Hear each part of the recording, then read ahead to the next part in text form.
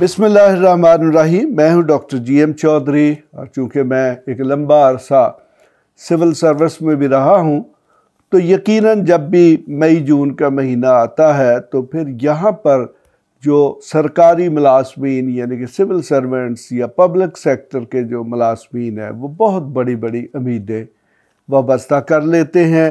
हुकूमत से वो मुतालबात भी करते हैं कि उनकी तनख्वाहों में महंगाई के तनासब से इजाफ़ा किया जाए।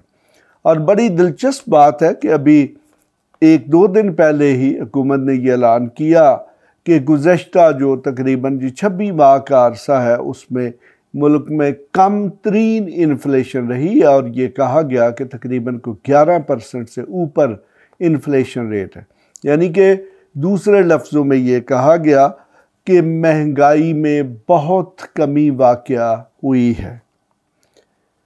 तो जनाब, अगर महंगाई में कमी वाक़या हो गई है तो फिर इसका असर यकीनन जो सिविल सर्वेंट्स है, जो पब्लिक सेक्टर के मुलाजमीन हैं, उन पर पड़ेगा, क्योंकि अदरवाइज़ जो मुलाजमीन है वो ये डिमांड कर रहे थे कि उनकी तनख्वाहों में कम अज़ कम 30 से 35% यानी कि महंगाई के तनासब से इजाफ़ा किया जाए। तो अब गवर्नमेंट ने चूँकि डिक्लेयर कर दिया जी कि महंगाई जो है वो 11% है, तो अब इससे यकीनन जो सरकारी मुलाजमीन हैं उनको मायूसी होगी, क्योंकि उनकी तनख्वाहें महंगाई के तनासब से या जो उनकी ख्वाहिशात है उसके मुताबिक नहीं होगी।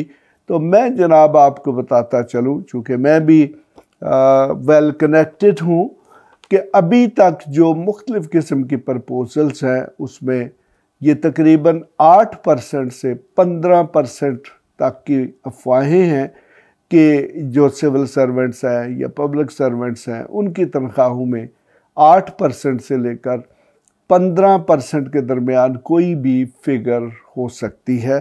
एग्जैक्ट फिगर जो है जी वो तो उस वक़्त तक नहीं बताई जा सकती जब तक इसका ऐलान ना कर दिया जाए। और अक्सर ये भी देखने में आया है कि जो सिविल सर्वेंट या पब्लिक सर्वेंट्स हैं उनकी तनख्वाहों का ऐलान वज़ीर ख़जाना जो है वो अपनी बजट तकरीर जो है उसके दौरान ही करते हैं। उससे पहले जो प्रोजेक्शंस होती हैं, इवन सम टाइम यहाँ तक भी देखने में आया कि बजट स्पीच में कुछ और लिखा होता है, लेकिन जब बजट स्पीच प्रैक्टिकली की जा रही होती है तो उसमें कोई और परसेंटेज जो है वो अनाउंस कर दी जाती है। तो इस तरह मैं जो भी हमारे भाई जो सिविल सर्वेंट्स हैं, सरकारी मुलाजमीन हैं या फिर पब्लिक सेक्टर कारपोरेशन या अदारों के मुलाजमीन हैं, उनको ये बताता जाऊं कि उन्हें हुकूमत से बहुत ज़्यादा उम्मीदें वाबस्ता नहीं करनी चाहिए।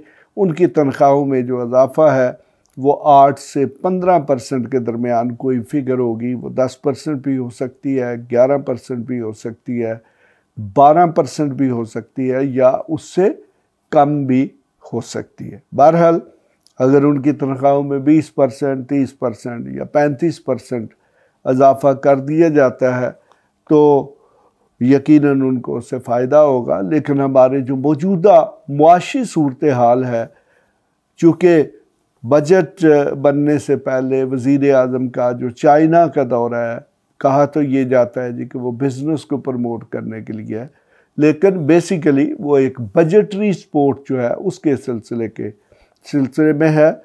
तो अगर वहाँ से उनको को अच्छी खासी को बजटरी सपोर्ट या कोई इस किस्म की कमिटमेंट्स मिल जाती हैं तो फिर हो सकता है कि तनख्वाहों में ज़्यादा इजाफ़ा हो। अदरवाइज़ जो कुछ मैंने बताया है यही होगा। इसके साथ ही मैं इजाज़त चाहूँगा। खुदा हाफिज़। ऐसी मज़ीद वीडियोस देखने के लिए हमारे चैनल को सब्सक्राइब कर लें और बेल आइकन को ऑन कर लें ताकि आपको हर नई आने वाली वीडियो का नोटिफिकेशन मिलता रहे। अगर आपका कोई भी सवाल हो तो आप हमारे दिए गए व्हाट्सएप नंबर पर राब्ता कर सकते हैं या कमेंट्स करके अपने सवाल पूछ सकते हैं।